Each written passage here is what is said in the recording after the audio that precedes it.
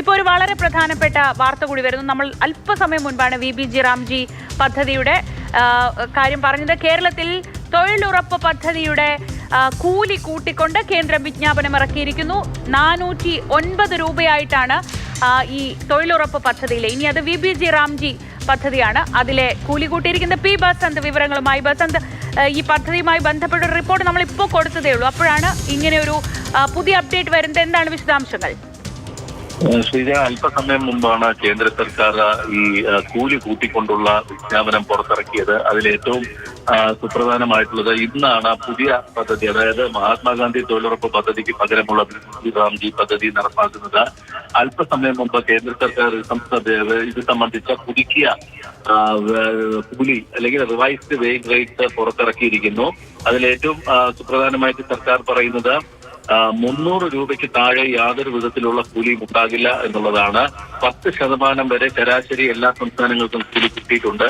കേരളത്തിൽ 360 മുതൽ 409 രൂപ വരെയായിരിക്കും കൂലി. ഹരിയാന, പഞ്ചാബ്, കർണാടക തുടങ്ങിയ സംസ്ഥാനങ്ങളിലും 360 മുതൽ 409 വരെ എന്നുള്ളൊരു കണക്കിലാണ് കൂലി നിശ്ചയിച്ചിരിക്കുന്നത്. പക്ഷേ ഉത്തർപ്രദേശ്, ബീഹാർ, ജാർഖണ്ഡ്, വെസ്റ്റ് ബംഗാൾ, ആസാം, അരുണാചൽ, ഹിമാചൽ തുടങ്ങിയ പിന്നാക്കം നിൽക്കുന്ന സംസ്ഥാനങ്ങളിൽ 15 മുതൽ 25% വരെ കൂലി വർധനയാണ് നടപ്പാക്കാൻ പോകുന്നത് എന്നാണ് സർക്കാർ പറയുന്നത്.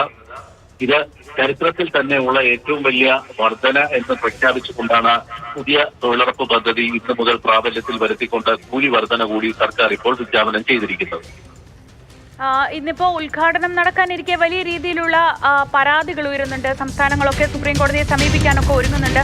അതിനിടയിൽ ഈ കൂലി വർധന, അത് അത്തരം ആരോപണങ്ങളിൽ ഒരു ഏരിയയിൽ ആശ്വാസമാകുമെന്ന് പറയാൻ കഴിയുമോ? ഇതിൽ കൂലി വർധന അല്ല പ്രധാനമായും വരുന്നത്. കൂലി വർധന ഉണ്ടാകുമ്പോൾ അതുമായി ബന്ധപ്പെട്ട സാമ്പത്തിക ബാധ്യത സംസ്ഥാന സർക്കാരുകളെ വലിയ തോതിൽ ഉലയ്ക്കുമെന്നുള്ള കാര്യത്തിൽ സംശയമില്ല. നേരത്തെ തന്നെ ഈ പദ്ധതി നടപ്പാക്കുമ്പോൾ ഏകദേശം 2500 കോടി രൂപ വരെ അധികമായി കേരള സർക്കാർ കണ്ടെത്തേണ്ടതുണ്ട് എന്നുള്ള കണക്കുകൾ അന്ന് പുറത്തു വന്നിരുന്നു.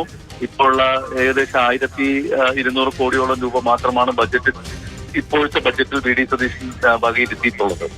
മുഖ്യമന്ത്രി VD സതീശൻ വകയിരുത്തിയിരിക്കുന്നത് 3500 കോടി 3400 കോടി രൂപ വരെ മാത്രമേ ഉള്ളൂ കേന്ദ്രത്തിന്റെ വിഹിതം എന്ന് പറയുന്നത്. അപ്പോൾ ഈ ഒരു വിഷയം 40% ഈ പദ്ധതി നടപ്പാക്കുന്നതിന്റെ ചെലവ് സംസ്ഥാനങ്ങൾ വഹിക്കണം എന്നുള്ള ആ നിലപാടാണ് ഇപ്പോൾ BJP ഭരിക്കുന്ന സംസ്ഥാനങ്ങൾ പോലും അതിലെ സാമ്പത്തിക ബുദ്ധിമുട്ട് മനസ്സിലായിക്കൊണ്ട് പറയുന്നു. ഇപ്പോൾ ഈ കൂലി വർധന കൂടി വരുന്നുണ്ട്. അതൊരു പുരോഗമനപരമായ ഒരു നടപടി എന്ന് വേണമെങ്കിൽ പറയാം. നാമമാത്രമായെങ്കിലും 50 രൂപ 60 രൂപ വരെയൊക്കെ വർദ്ധിപ്പിക്കുന്ന ഒരു സാഹചര്യം വരുന്നത് നേട്ടമാകുന്ന ഒരു സാഹചര്യമുണ്ട്. പക്ഷേ പല കാര്യങ്ങൾ ഈ പുതിയ നിയമത്തിൽ കുറവുണ്ട്. 125 ദിവസം വർധന കൂലി സ്ഥിരമായി തൊഴിൽ നൽകിയിരിക്കണം, അല്ലെങ്കിൽ ഉറപ്പായും തൊഴിൽ നൽകിയിരിക്കണം എന്നുള്ളതാണ്. UPA സമയത്ത് 100 ഉണ്ടായിരുന്നു, 125 നൽകണമെന്നുള്ളത്. പക്ഷേ ഇതിൽ 60 ദിനം നിശ്ചയമായും തൊഴിലില്ലാത്ത 60 ദിനങ്ങളുണ്ട് എന്നുള്ളതാണ്. പിന്നെ ഇതൊരു ഡിമാൻഡ് ഡ്രിവൺ ഒരു പദ്ധതിയായിരുന്നു, അല്ലെങ്കിൽ ആവശ്യത്തിനനുസരിച്ചിട്ടുള്ള തൊഴിൽ നൽകുന്ന ഒരു പദ്ധതി. അതിന് പകരം സപ്ലൈ ഡ്രിവൺ ആക്കി മാറ്റുന്ന ഒരു സാഹചര്യത്തിലേക്ക് പോകുന്നു. സ്വകാര്യ വ്യക്തികളുടെ വീടുകളുമായി ബന്ധപ്പെട്ട് നടത്തുന്ന പ്രവൃത്തികൾക്ക് അനുമതിയില്ല. അതേസമയം PM ആവാസ് യോജനയുമായി ബന്ധപ്പെട്ട പദ്ധതികൾ നടപ്പാക്കാൻ നിങ്ങൾക്ക് അവകാശമുണ്ട്. അപ്പൊ ചില നിയന്ത്രണങ്ങളൊക്കെ തന്നെ വന്നിട്ടുണ്ട്. 318 മേഖലകളിൽ മാത്രമാണ് ഇപ്പോൾ ഈ VBG റാംജി പദ്ധതി നടപ്പാക്കാൻ അനുമതിയുള്ളത്.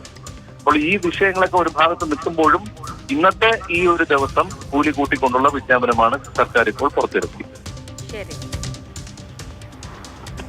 പി ബസന്താണ് വിവരങ്ങൾ നൽകിയത്. VBG റാംജി പദ്ധതിക്ക് ഇന്ന് തിരുപ്പതിയിൽ തുടക്കമാകാൻ ഇരിക്കെയാണ് പുതിയ ഒരു ഉത്തരവ് ഇറങ്ങിയിരിക്കുന്നത്. അത് തൊഴിലുറപ്പ് കൂലി കൂട്ടിയിട്ടാണ്. പക്ഷേ കൂലി കൂട്ടുമ്പോൾ സാധാരണക്കാർക്ക് നമുക്ക് കേൾക്കുമ്പോൾ അത് ആശ്വാസകരമായി തോന്നുമെങ്കിലും സംസ്ഥാനങ്ങളെ സംബന്ധിച്ച് അതൊരു വലിയ ഭാരമാണ്. 40% വിഹിതം, തൊഴിൽ ദിനങ്ങളുടെ അനിശ്ചിതത്വം, 60 തൊഴിലില്ലാ ദിനങ്ങൾ തുടങ്ങി അങ്ങനെ ഒരുപാട് ആശങ്കകൾ, ഒരുപാട് പരാതികൾ ഈ പദ്ധതിയുമായി ബന്ധപ്പെട്ട് സംസ്ഥാനങ്ങൾക്കുണ്ട്. അതിനിടയിലാണ് ഈ വിവരങ്ങൾ ഇപ്പോൾ ഏറ്റവും ഒടുവിൽ പുറത്തു വരുന്നത്.